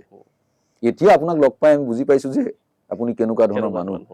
আৰু মোক হয়তো সেই গোটেই সাংবাদিক কমিউনিটি এক হৈ পেলাই জুবিনৰ লগতে মোকো গোটেই গুৱাহাটীৰ পৰা হয়তো খেদি দিব পাৰে মই সেইটোলৈ ভবা নাই মই যিটো শুদ্ধ সত্য যিটো সাংবাদিকতাৰ ধৰ্মই সেইটো শুদ্ধ সত্য কথাখিনি মানুহে জানিব পাব লাগে গতিকে তোমালোকে এটা গল্প কৰিছা ইয়াত ভিতৰত সেই গল্পটো ঢাক খাই থাকিব আৰু জুবিনে খঙৰে ওলাই যোৱাটো ৰিয়েকশ্যনটো প্ৰকাশ সেইটোতো হ'ব নোৱাৰে গতিকে মোৰ লাইফ লাগে দাও জুৱাৰ খেলা নিচিনাকে দি দিছোঁ মই যি হ'ব গতিকে সেই ঘটনাটো তেনেকে হৈছে গতিকে সেই ঘটনাটোৰ পিছত জুবিনে অন্তত মোৰ লগত তাৰ বণ্ডিংটো বহুত সাংবাদিক পালে সেই তেনেকুৱা সেই সকলোকো পাইছে পিছত মই আজিলৈকে জুবিনক মই কোৱা নহ'ল যে তই যাৰ লগত এতিয়া একেলগে বহি আছ আড্ডা মাৰি আছ সেই সকলৰ 5টাৰে 2টা সেইদিনা আছিল মই কেতিয়াও কোৱা নাই কাৰণ সেই তেওঁলোকো মোৰ বন্ধু এবাৰ জুবিনে মোক ৰাতি ফোন কৰিলে ক'ত আছ মই আছোঁ ঘৰত আছোঁ আছোন এবাৰ ষ্টুডিঅ'ত সেইটো এনেকুৱা এটা সময় যিটো সময়ত গ'লে ময়ো তাৰ লগতে বহিব লাগিব আৰু ভালকৈ সেইটো সময় তাৰ আকৌ জোৰ কৰিলে যে মই মোৰ মিছেছকো ক'লো মিছেছে কৈছে যা সি 2-3 মাতিছে যেতিয়া কিবা বেলেগ কাম থাকিব পাৰে তাৰপিছত আকৌ ফোন কৰি সি কৈছে নহয় তোক মই মিচিং ঐনিতম দি পেলাই মই কিবা এটা বনাই আছোঁ তোক শুনাব খোজোঁ মই আহিলোঁ আহোঁতে সাধাৰণতে যিখন দুৱাৰেৰে আমি NK বা DG মিউজিকৰ ষ্টুডিঅ'ৰ ফালে সোমাই যাওঁ পুৰণা DG মিউজিক সেইফালেদি মই সোমাই গৈ পেলাই দেখিলোঁ মেইন দুৱাৰখন বন্ধ আৰু মেইন দুৱাৰৰ সন্মুখত লাইট এটা জ্বলি আছে লাইটটো সেইদিনা জ্বলা নাই আৰু দূৰৰ যিবিলাক পাণ দোকান আছে পাণ দোকানবিলাকত ষ্ট্ৰীট লাইট যে থাকে তাৰ ক্ষীণ পোহৰ এটা পৰি আছে তাত অলপ দেখিলোঁ 3জন ল'ৰাই পুৰণি বাতৰি কাগজ ফলা বাতৰি কাগজত চানা টানা লৈ পেলাই বহি আছে আৰু বটল চটল লৈ পেলাই মই আহি পাই সিহঁতক দেখি মই আচৰিত হ'লোঁ জুবিনে মোক মাতিছে ঐনিতম মিক্স কৰি সি এটা বিহু কিবা কাম কৰি আছে সেইটো মোক শুনাবলৈ মাতিছে ইয়াতে আহি বেলেগ দৃশ্য জুবিন নাই তাত 3জন আছে মই ইহঁতে মোক চিনি পাইতো একেলগে আমি ইহঁতে ক'লে বিদ্যুৎ বহ গিলাচ এটা ৰেডি কৰিছিলেই মই বোলো খাম জুবিন ক'ত জুবিন ক'ৰবাত ওলাই গৈছে মই ভাবিছোঁ জুবিনে অন্ততঃ মোৰ লগত সেইটো কাম নকৰে ৰাতি মাতি পেলাই সি ক'ৰবাত ওলাই যাব মই সিহঁতক ক'লো যে মই চিগাৰেট এটা খাই পেলাই আহি আছোঁ ভালকৈ বহিম আৰু সেইবুলি মই তললৈ গৈ পাণ দোকান এখনৰ সন্মুখত জুবিনলৈ ফোন কৰিলোঁ কৰোঁতে ফোন ধৰি ৰিচিভ কৰিছে কৰি পেলাই ক'লে যে নহয় সিহঁতে আহিছিলে কিবা খাব দি আহিছোঁ তই এইফালে এটা বাট আছে দেৱক মই পঠাই দিছোঁ দেৱু বুলি কয় জুবিনে দেৱু ওলাই যাব তোক এটা বেলেগ ৰাস্তাৰ ডাইৰেক্ট ষ্টুডিঅ'লৈ লৈ আহিব সেইটো আহি আমি ৰাতি গান চান শুনিলোঁ আৰু সি ইয়াতকৈ অলপ সৰু খুব ফুল ভলিউমত মই শুনাটো সি বিচাৰিছে বা ভাল পাইছে সি এনজয় কৰিছে ফুল চাউণ্ড দি পেলাই গানবিলাক শুনাইছে শুনোৱাৰ পিছত আমি তাতে অলপ কিবা লৈছোঁ লৈ যেতিয়া ওলাই আহিছোঁ ওলাই আহোঁতে এই ঠাইত কোনো নাই আৰু সেইবিলাক শূন্য ঠাই আৰু গতিকে সেই এটা অভিজ্ঞতা তাৰপিছত নিউজ ওলোৱাৰ পিছত আৰু লাহে লাহে দেখিলোঁ আৰু মোৰ এটা এথিক্সত পৰে বুলি ভাবোঁ মই কেতিয়াও নকলোঁ যে ABCD এই গোটেই মুখাই আছিলে সেইদিনা সি বেচাৰে প্ৰথম দেখা মানুহকেইটা তাৰ ইয়াত মনত নাই কিন্তু মই কৈ দিব লাগিব মই নকওঁ মোৰ সম্প্ৰদায়টোৰ মোৰে বন্ধু সেইবিলাক সিহঁতে সেইদিনা হয়তো ভুল কৰিছে কিন্তু জুবিনক কৈ সিহঁতৰ লগত মই বেয়া কৰিম সেইটো মই বিবেচনা নকৰোঁ আৰু এদিন এটা ঘটনা ঘটিলে সি NETV মনোৰঞ্জন সিঙৰ দিনৰ NETVৰ এটা অনুষ্ঠানত সি খুটাত উঠি গ'ল বুজিছো মই টেলিভিশ্যনত দেখিছোঁ হ'ল চালোঁ তাৰপিছতে এইটো 2007 চন মানৰ কথা দেই 2007 চন হঠাৎ অসমীয়া খবৰৰ এজন জুনিয়ৰ সাংবাদিক মোতকৈ বহুত সৰু সি আহি মোক খুব প্ৰেছাৰ দিলে যে দাদা আপুনি জুবিনক ভাল পায় জুবিনৰ সদায় ছাপোৰ্ট কৰি থাকে ঠিক আছে আপুনি কিন্তু অন্ধভক্ত কিয় হৈছে কালি এইটো ঘটনা আপুনি দেখিছেনে আপুনি লিখিব লাগিব কিবা মই কৈছোঁ মই জুবিনৰ বিষয়ে একো নিলিখোঁ মই তাৰ ভালখিনি যিখিনি দেখিছোঁ সেইখিনি ক'ম বেয়াখিনি ৰাইজে কিবা কওক মোৰ আপত্তি নাই বেয়াটো মই ছাপোৰ্ট নকৰোঁ কিন্তু তাৰ এগেইনষ্টে মই লিখিব নোৱাৰোঁ সি খুব আৰ্গুমেণ্ট হ'ল আমাৰ মাজত ঠিক আছে মই লিখিম কি লিখিলোঁ মনত নাই মই লেখা এটা চুটিকে তাক দিলোঁ হ'ব বিচাৰিছাতো লেখাটো ওলোৱাৰ দুদিনমান পিছতে বা সেইদিনাই বা তাৰ পিছদিনা এটা জিম আৰম্ভ কৰিছিলে জুবিনে তাতে DG মিউজিক কেম্পাছতে তাত আমি ৰাতি সেইদিনাও মাতিলে আহিবি ভাত খাম একেলগে আহিলোঁ আহি তেতিয়া ঘৰটো পুৰা হোৱা নাই তাতে আমি সেই ইটা ৱাল আছে হাফ ৱাল একেবাৰে চাপৰ ফাউণ্ডেশ্যনটোৰ ওপৰত যিখন থাকে তাতে আমি বহি পেলাই বিভিন্নজনে তেনেকেই খাইছোঁ জুবিনে মই একে ঠাইতে বহি খাই আছিলোঁ তেনেকুৱাতে মোৰে এজন বন্ধু এখন অসমীয়া ডাঙৰ কাগজ লিডিং কাগজ এখনত তেওঁ কাম কৰে পিছদিনা নিউজটো ওলাব জুবিনৰ এই যে জিম চিম মুকলি হৈছে গতিকে নিউজটো ওলোৱা পেজটোৰ সৈতে তেওঁ লেআউটৰ পিছত ফাইনেল লেআউট হৈ গ'ল আৰু তেওঁ লৈ আহিছে আহি জুবিনক দেখুৱালে তেওঁ দেৰিকৈ আহিছে আমি তেতিয়া খাই আছোঁ আৰু মোৰ পৰা মাছৰ টুকুৰা এটা জুবিনে লৈ গৈছে ঠিক সেই মোমেণ্টটোত এওঁ আহি পেলাই এনেই জোকাবৰ কাৰণে জুবিনক কৈ দিলে তোমালোক দেখোন একে ভাই ককাই নিচিনাকে বহিছা আৰু তুমি যে মাছ ললা ককাইৰ থালৰ পৰা ককাইৰে কি লিখি দিছে তোমাক একজেক্টলি এনেকুৱা এটা লাইন যে তোমাক যে ফালি থৈছে কালি নে পৰহি কাগজত এইটো পালানে নাই মই ভাবিছোঁ জুবিনটো তেতিয়া অলৰেডি সি খাই আছিলে এই গোটেই পৰিৱেশটো নষ্ট হৈ যাব এতিয়া হয়তো জুবিনে মোকো কিবা কৈ দিব পাৰে আৰু হয়তো কোনোবা পক্ষটোৱে সেইটোৱে বিচাৰিছে ৰাজহুৱাকে জুবিনে বিদ্যুৎ ভূঞাক গালি পাৰক পৰিৱেশটো নষ্ট কৰক জুবিন সেইদিনাও যথেষ্ট তেনেকুৱা অৱস্থাতে আছে কিন্তু ধুনীয়াকৈ আমি কথা পাতি আছোঁ সি ইমান ধুনীয়া উত্তৰ এটা দিলে নাপাহৰোঁ সেইটোৱে জুবিন গাৰ্গ চাগে দেই সি এটা উত্তৰে দিছে সি কৈছে যে মই অকল হীৰেণ গোহাঁই আৰু বিদ্যুৎদাৰ লেখাটো পঢ়িছোঁ উত্তৰটো সিমানেই আৰু কোনোবাই ইমান লিখিছে সেইটোৰে মই এইটো ক'ব নাই খোজা তোমাৰ শ্ৰোত যে মই হীৰেণ গোহাঁই সমসাময়িক তাক আটাইতকৈ বিশ্বাস কৰা বা সি বিশ্বাস কৰা হিচাপে বিদ্যুৎ ভূঞাক যিখন আসনত জুবিনে ৰাখিলে সদায় সেই বিদ্যুৎ ভূঞাই লেখাটো সি পজিটিভলি লৈছে আৰু হীৰেণ গোহাঁই এগৰাকী পণ্ডিত মানুহ ইণ্টেলেকচুৱেল অসমৰ গতিকে তেওঁৰ কথাখিনি হয়তো গুৰুত্ব দি জুবিনে পঢ়িছে জুবিন হেৰি মানসিকতাৰ নহয় তাৰ সদায় শুদ্ধ আৰু কোন হীৰেণ গোহাঁই কোন বিদ্যুৎ ভূঞা নহয় হীৰেণ গোহাঁইকো এগৰাকী বুদ্ধিজীৱী হিচাপে ষ্টেণ্ডাৰ্ড ৰাখি তেওঁ লেখাটো পঢ়িছে আৰু বিদ্যুৎ ভূঞা তাৰ যিহেতু এগৰাকী অনুৰাগী বুলি সি বিশ্বাস কৰি আহিছে গতিকে সি মোৰ লেখাটো পঢ়িছে বাকী আৰু কোনোবাই লিখিছে নিউজো হৈছেতো সেইবোৰ সি একো পঢ়া নাই ডাঙৰ বিতৰ্ক গতিকে পিছত সি মোক কৈছিলে যে ইনচিডেণ্টটো এনেকুৱা কাৰণত হৈছিলে সেইদিনা ৰামেশ্বৰ পাঠকক আনি বহুৱাই থৈছিলে বহু সময় তেওঁক প্লেটফৰ্ম দিয়া নাই গতিকে তাৰ ভাষাৰে প্ৰতিবাদ কৰিছিলে এই ধৰণে সেইটো আমি সাধাৰণ মানুহে ৰাতি যেতিয়া টেলিভিশ্যনত চাই আছো লেপ লৈ পেলাই গাত হয়তো আমাৰ সেইটো আৰু চবৰে মুখত সাধাৰণভাৱে ইনভাৰ্টেড তোমাৰ বান্দৰামি কৰিছে জুবিন তেনেকুৱা শব্দই ওলাইছে গতিকে জুবিন সেইটোৱে সি পঢ়িছিলে বিদ্যুৎ ভূঞাও পঢ়িছে হীৰেণ গোহাঁইও পঢ়িছে তাৰমানে মইতো বহুত তলৰ মানুহ হীৰেণ গোহাঁইৰ তুলনাই নহয় মোৰ লগত কিন্তু সি উত্তৰটো ইমান ধুনীয়াকৈ ইণ্টেলেকচুৱেল এজনে দিয়া নিচিনা উত্তৰ মই দুটা লেখাই পঢ়িছোঁ এটা হীৰেণ গোহাঁই এটা বিদ্যুৎ ভূঞাৰ তাৰপিছত তেওঁ আৰু উত্তৰ দিবলৈ একো নাথাকিল আৰু এতিয়া সোধা এতিয়া ক'লেই শেষ নহয় তাকে এতিয়া আপুনি কি ভাবে কি অসমে কি হেৰুৱালে অসমে এটুকুৰা বৃহৎ আকাৰৰ হীৰা হেৰুৱাইছে আৰু ভূপেন দাও ঢুকাইছে ভূপেন দা বয়সত ঢুকাইছে মোৰ সৌভাগ্য হৈছিলে মই ভূপেন দাকো পালোঁ আৰু জুবিনকো পালোঁ আৰু মই এই প্ৰজন্মটোকো পাইছোঁ এতিয়া ভূপেন হাজৰিকা প্ৰেমীসকলে ভূপেন হাজৰিকা শুনাসকলে জুবিনক সহ্য নকৰা চাম এটা আছে আৰু জুবিনক শুনাসকলে ভূপেন হাজৰিকা শুনাই নাই তেওঁলোক নতুন এটা এৰাত জন্ম হৈছেহি গতিকে ভূপেন হাজৰিকাই তেওঁলোকক নতুন কিবা এটা দিব হয়তো পৰা নাই আমাক দিছিলে আমি সমৃদ্ধ হৈ আছোঁ মোৰ ঘটনাটো হ'ল কি মই এখন ব্ৰিজৰ নিচিনাকে দুইজন মানুহৰ মাজত হয়তো এইটো চিৰসুন্দৰে মোক দিছে মই কেতিয়াও জুবিনক বিচাৰি যোৱা নাই ভূপেন হাজৰিকাক বিচাৰিছিলো মই জুবিনক বিচাৰি মই যোৱা নাই কেতিয়াও কিন্তু সেইটো হয়তো চিৰসুন্দৰে মোৰ লগত সেই সম্পৰ্কটো যেতিয়া মই অনামিকা লিখিছো অনামিকা শব্দটো জুবিনৰ প্ৰথম এলবামটোৰ নামটো বাতৰি কাকতত মই প্ৰথম লিখা মানুহ জুবিন গাৰ্গ নামটো মই প্ৰথম লিখা মানুহ গতিকে সেইটো এইবিলাক মই ডিজাইন কৰা নাই সেই কোনোবা এটা সময়ত হয়তো জয়ন্ত নাথে মোৰ পৰা গান এটা নিছিলে কাৰণে জয়ন্ত নাথৰ জৰিয়তে এনকে প্ৰডাকশ্যনৰ নৱবৰ্গটো কি হৈছে নৱৰ জৰিয়তেহে জুবিনক পাইছো আৰু তাৰপিছত এই যে মঞ্চত এটা সময়ত সি কেতিয়াবা মাজনিশা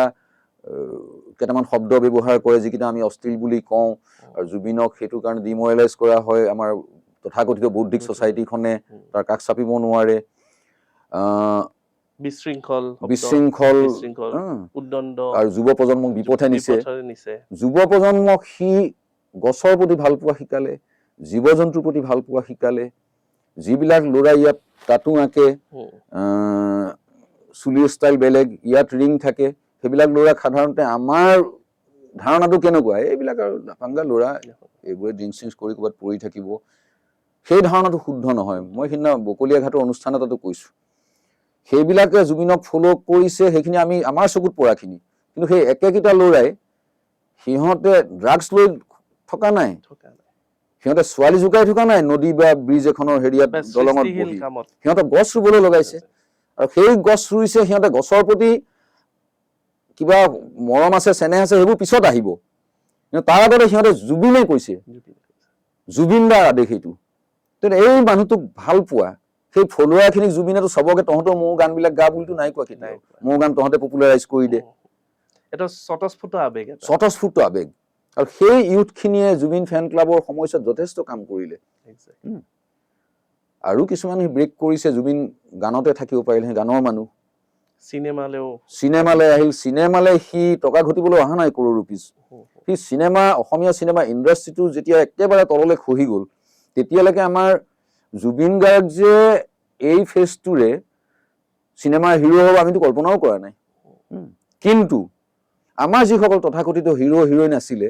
তেওঁলোকে এটা গ্লেমাৰ পোৱাৰ পিছত এটা দূৰত্ব ল'বলৈ ল'লে মানুহৰ পৰা মানুহৰ মাজলৈ সোমাই নাযায় জুবিনে সেইবিলাক ভাঙি পেলালে যেতিয়া চিনেমা নচলা হ'ল জুবিনে ভাবিছে যে এই কেইটামান ইমান লাখ টকাৰ বাজেটত চিনেমা নহয় চিনেমা ধনী মানুহৰ ব্যৱসায় চিনেমাই যিটো বিচাৰে সিমান টকা যাৰ নাই সি চিনেমা কৰিব নালাগে গতিকে তোমালোকে চিনেমা যে অসমীয়া চিনেমা আজিকালি নাচাই কৰি আছা আমি হিন্দী চিনেমা চাওঁ যিহেতু বলিউড ঘৰানাৰ চিনেমাবিলাক তাৰ লগত দুইখন চিনেমা পাৰ্থক্যটো ক'ত আছে চোৱাচোন এবাৰ আমি সেই লেভেলত চিনেমা কৰিব লাগিব আৰু ডাল দৰিদ্ৰ প্ৰডিউচাৰ আহিব নালাগে চিনেমা কৰিবলৈ গতিকে সেইটো সি ক'লে মানুহে নল'ব নাই জুবিনে কি জানে গানৰ মানুহ সি চিনেমাৰ কথা ক'ব আহে সি প্ৰমাণ কৰি দেখুৱালে মিছন চাইনা সেইটো ফ্লপ হ'ব পাৰিলেহেঁতেনতো ফ্লপ হ'লে বদনাম হ'লেহেঁতেন তাৰ কিন্তু পইচাকেইটা তাৰেই গ'লহেঁতেনতো কিন্তু ছাকচেছ কৰি দেখুৱালে পানীৰ নিচিনাকে পইচা উৰাইছে চিনেমা এখনে সেইটো বিচাৰে সেইটো ৰৈ বিনালে চালে গম পাব কিমান সি ব্যয়বহুল এটা কাৰবাৰ কৰিছে চিনেমা এটা গানত যিখিনি খৰচ কৰিছে কষ্ট কৰিছে জুবিন হিৰো হিচাপে বিখ্যাত নহয় কিন্তু জুবিন ওলালে মানুহে চাবলৈ ল'লে জুবিনৰ চিনেমা বুলিয়ে মানুহে চাই জুবিনৰ চিনেমা তাত কোন ডাইৰেক্টৰ কোন কিবা আছিলে কোনেনো গীতটো লিখিছে এইবিলাক কাৰো নজৰত নাই কোন নায়িকা কোন ভিলেইন একো নাই জুবিন দাৰ ছবি ঢৌটো কেনেকে আহিল এইটোতো জুবিনে কাকো বলপূৰ্বক অনা নাই মোৰ ছবি নাচালে ঠেং ভাঙি দিমতো নাই কোৱা কিন্তু সকলোৱে দৌৰি গৈছে সেই আবেগটো মানুহৰ অন্তৰত সুমুৱাই দিয়াটো সেইটো তোমাৰ মোৰ নিচিনা সাধাৰণ মানুহৰ সাধ্যৰ বাহিৰত আৰু সেইবিলাক সেই জাতীয় জীৱন চিৰসুন্দৰে ইমিডিয়েটলি নিদিয়ে আমি আৰু এজন জুবিন বা জুবিনতকৈ বেটাৰ কোনোবা এজন হয়তো কেতিয়াবা পাম কিন্তু আমাৰ জীৱনদশাত আমি না ভূপেন হাজৰিকাক পাম না জুবিন গাৰ্গক পাম আমি বিশেষ শব্দ এটালৈ আহিব বিচাৰিছো যিটো জুবিন গাৰ্গ বুলি ক'লে এটা শব্দ মনলৈ আহে সেইটো হৈছে হাৰ্টথ্ৰব এই হাৰ্টথ্ৰব শব্দটো আপুনি অলংকৃত কৰিছে জুবিন গাৰ্গৰ আগত কেনেকে এই গোটেই কেনেকে হ'ল মানে আমি কেনেকে হিয়াৰ আমঠু বা হাৰ্টথ্ৰব শব্দটো আমি কেনেকে পালো মানে আমি পাই গলো আমি লিখোতেও হওক কওঁতেও হওক আমি হাৰ্টথ্ৰব শব্দটো প্ৰত্যেকবাৰেই ব্যৱহাৰ কৰিলো সকলোৱে ব্যৱহাৰ কৰিলো কিন্তু এইটো কেনেকে আহিল তাৰমানে নাই সেইটো মোৰ নিজৰ ইমান সৃষ্টি নহয়। হাৰ্টথ্ৰব শব্দটো ঠিক মই মোৰ ক্ৰিয়েশ্যন বুলি ক'ব খোজা নাই। সেইটো হ'ল জুবিনৰ লগত সম্পৰ্কটো ঘটিলেই 92-ত 8 বছৰৰ পিছৰ ঘটনা, আৰু জুবিন মোতকৈ 8 বছৰ সৰু। সেই 8 বছৰ ব্যৱধানত গতিকে 2000 চনৰ ঠিক বিহুৰ আগৰ সময়ছোৱা মই অলপ জুবিনৰ নিচিনা মেডনেছ মোৰো আছে। এখন কাগজতে কাম কৰি থাকোঁতে আমনি লাগিলে মই কেতিয়াবা অফিচত কাম কৰি থৈ যাওঁ অহা এসপ্তাহৰ কাৰণে, কৰি মই মনে মনে ক'বলৈ গুচি যাওঁ। সেই সময়তে মোক অশোক কুমাৰ বিষয়া ৰাজাদা, তেওঁ নতুন চিনেমা এখন কৰিছে I love you. I love you heroine বয়সা ৰাণী ডেফিনেটলি, আৰু হিৰোটো নতুন। হিৰোটো হ'ল এতিয়া চবেই জানে আকাশদ্বীপ বুলি জানে তাক। তেতিয়া তাৰ আচল গাঁৱৰ, সি কপাহেৰা গাঁৱৰ পৰা আহিছে, মৰিগাঁৱৰ একদম প্ৰত্যন্ত ঠাই। পিছু এটা বিচাৰি সি চাইকেল লৈ বহু কিলোমিটাৰ আহি পেলাই ফোন কৰে। সি ইণ্টাৰভিউত অহা দেৰি কৰিছিলে, আৰু ইণ্টাৰভিউ আমাৰ প্ৰায় শেষ হৈছিলে। আমি হিৰোটোৰ কাৰণে ইণ্টাৰভিউ লৈছিলোঁ ৰাজা বিষয়াৰ ঘৰত। মই তললৈ যে নামি আহিছোঁ ইণ্টাৰভিউ শেষ হোৱাৰ পিছত, সি কৈছে যে ইণ্টাৰভিউ ক'ত হৈছে? মই এতিয়া আহিছিলোঁ, অমুকৰ পৰা আহিছোঁ, ইমান প্ৰত্যন্ত ঠাইৰ পৰা। যিহেতু মই এজন জাজ ময়ো আছিলোঁ, মই ক'লোঁ যে ইণ্টাৰভিউ জাষ্ট শেষ হৈছে,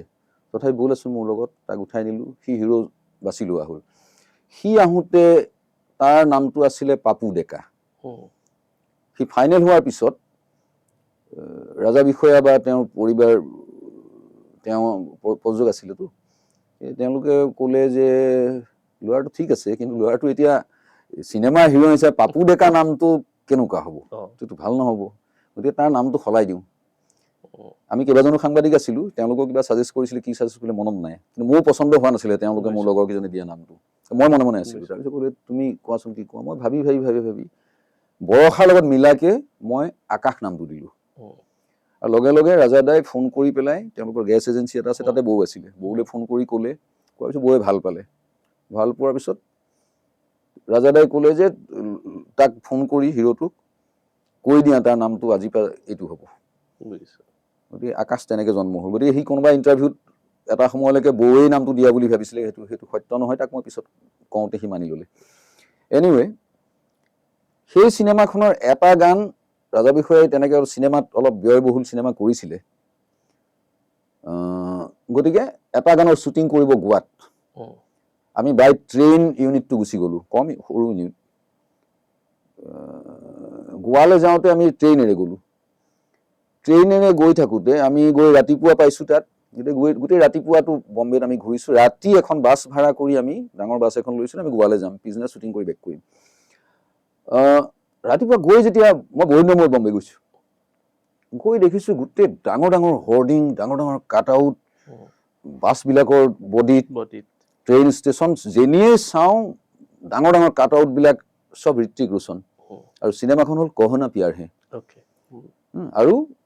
টেলিভিশ্যনত অলৰেডি চিত্ৰহাৰ চলেতো, সেইবিলাকত গানবিলাক আহি গৈছে, কিন্তু চিনেমা ৰিলিজ হোৱা নাই।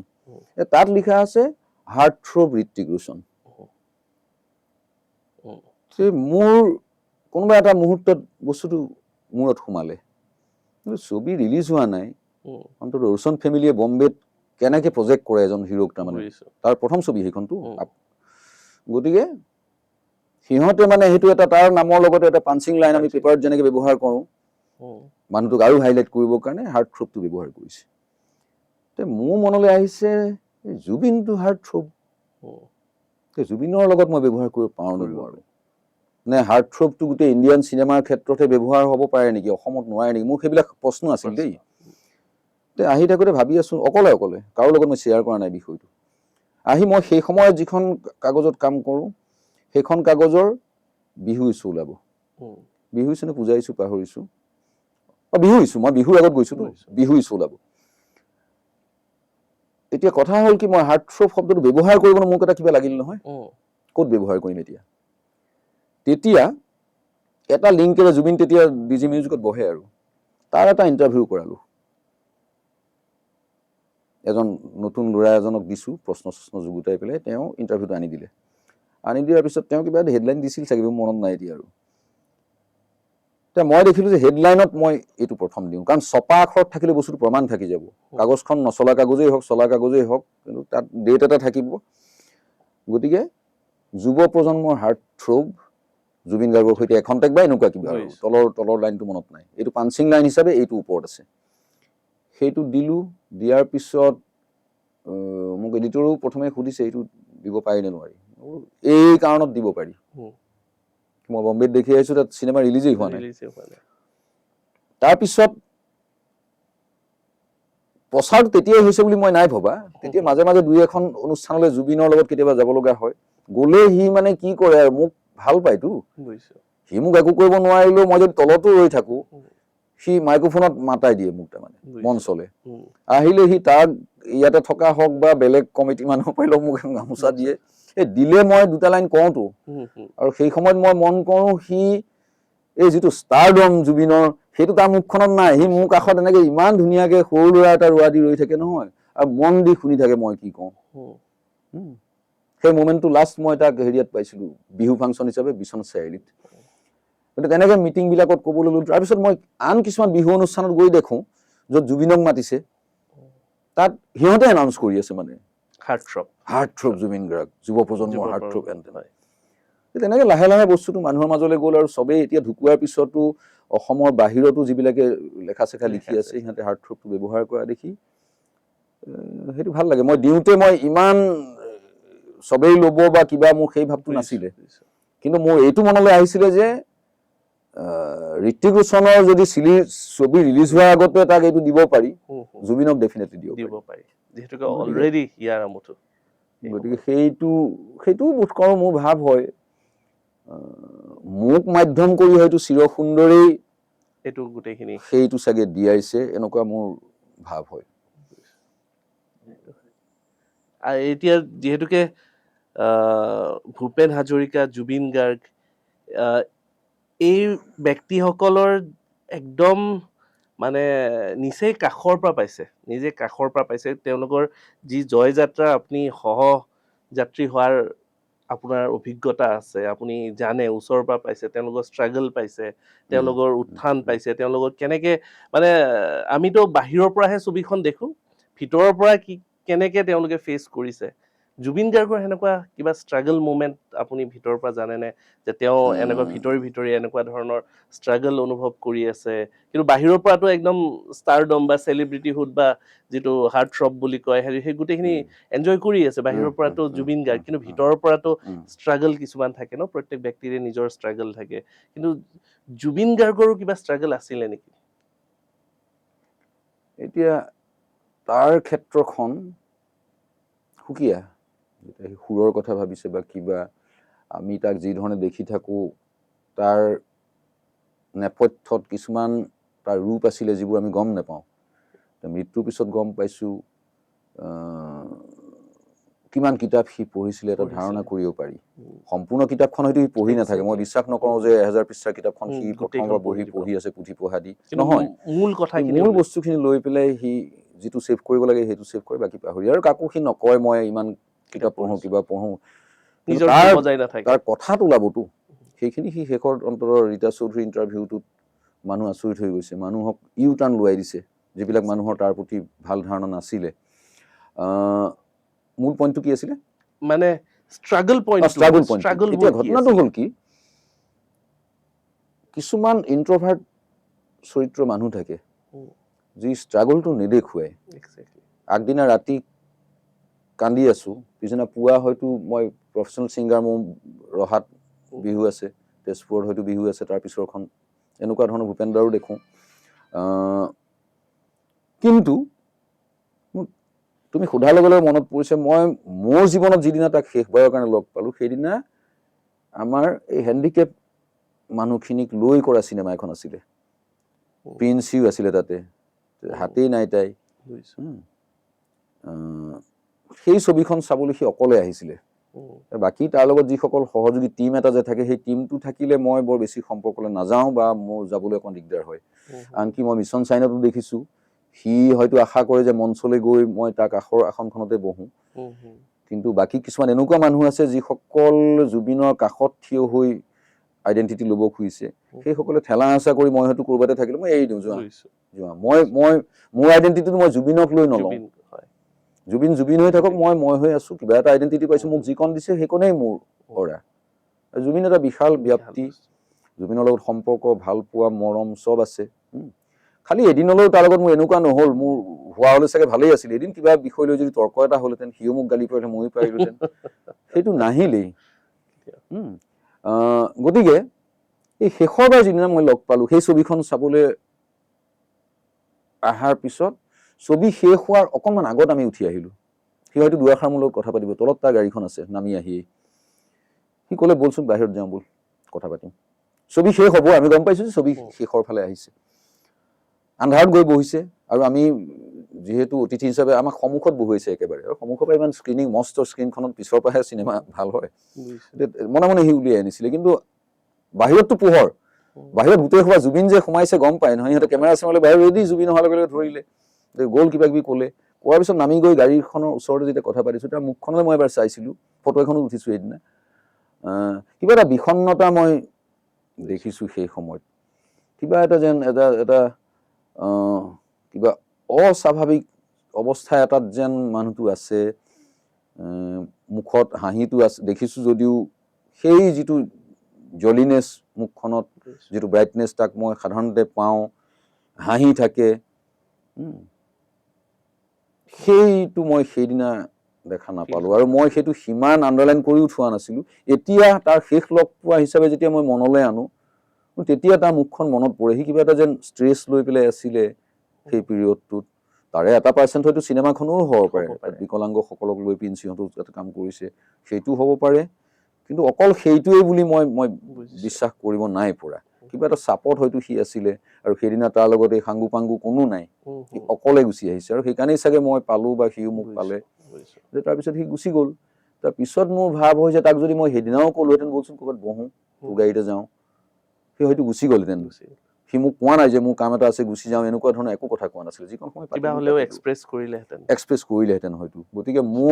মই খুব দুখিত চালা ইমান কাষৰ পৰা থকাৰ পিছতো আজি মই তাৰ ভিতৰত যদি কিবা চলি আছিলে সেইখিনি তুমি মোক সুধিছা ক্ল'জ মানুহ এজন মই ক'ব পৰা নাই সেইটোত মই হয়তো ক'ৰবাত দৰিদ্ৰ হৈ ৰৈ গ'লোঁ আৰু সি তাত মৰিবলৈ কেতিয়াও নাযায় চিনেমাৰ ডাবিং বাদ দি পেলাই এই অতি কামোৰাৰ কাৰণে সি ভাবিছে হ'ব যা গৈ আহোঁ আহি পেলাই চিনেমা কাম কৰিম ছেক্সটো অপবিত্ৰ নহয় ছেক্সটো চিৰসুন্দৰে দিছে গছ এজোপাকো দিছে আমাৰ বিহু গীতত ছেক্স উপচি আছে ওপৰৰ পৰা যেতিয়া বৰষুণ পৰে সেইটো পুৰুষৰ বীৰ্য বুলি কল্পনা কৰা হয় আৰু ধৰিত্ৰী হ'ল ধৰিত্ৰী বুলি কওঁতো নাৰী আৰু ডাঙৰ ডাঙৰ যিসকল পিকাচো বা এইসকলে তেওঁলোকৰ যিবিলাক ডাঙৰ ডাঙৰ ষ্টুডিঅ' আছে যেতিয়া নগ্ন ছবি এখন আঁকিব সুন্দৰ নাৰী মূৰ্তি সঁচাকৈ হলিউডৰ ডাঙৰ ডাঙৰ ষ্টাৰ আহে উলংগ হৈ পেলাই এটা পজত শুই দিব সেইবোৰ আঁকে ব্ৰাছেৰে আমি বেংক বেলেঞ্চ বঢ়োৱাৰ চেষ্টা কৰিম সি বেংক বেলেঞ্চ কমোৱাৰ চেষ্টা কৰি থাকে চবকে দিয়ে দি গ'ল চব জানিছ যদি নকলি কেলে কেতিয়াবা এদিন যে মই এনেকুৱা অলপ মেণ্টেল চাপ এটাত আছো কিবা কৰিব পাৰিবি নেকি তই সোধটো মইতো তোৰ মুখত থিয় হৈ আছিলোতো সেইদিনা প্ৰেছ ক্লাবত হেৰিয়াত হোটেল লণ্ডনত তই মোক কিয় নকলি তই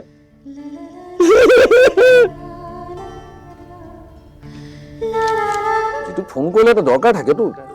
তেনেকুৱা কোনো মিনিংফুল কথা তাই কোৱা নাই তাই দেউতা তই কিবা অদৰকাৰী কথা কৈ থকা যেন লাগিছে আৰু অদৰকাৰী কথাখিনিত তাই কান্দিলে মাজত ধৰি তাৰ আত্মাৰ শান্তিৰ কাৰণে প্ৰাৰ্থনা কৰিম জাতীয় বস্তুবিলাক মই নোৱাৰো মই মোৰ বুকুত তাক জীয়াই ৰাখিব খোজো সি জীয়াই আছে যেন ফিলিংছ এটা লৈ মই থাকিব খোজো মই এইফালে চোৱা নাই এই হেৰিবিলাক দেখিলে মই বৰ ভাল নাপাওঁ সাগৰতলিত শুবৰে মন ৰৈ ৰৈ বিনালে এইবিলাক মই মানে বিশ্বাস কৰা মই হজম কৰিব নোৱাৰো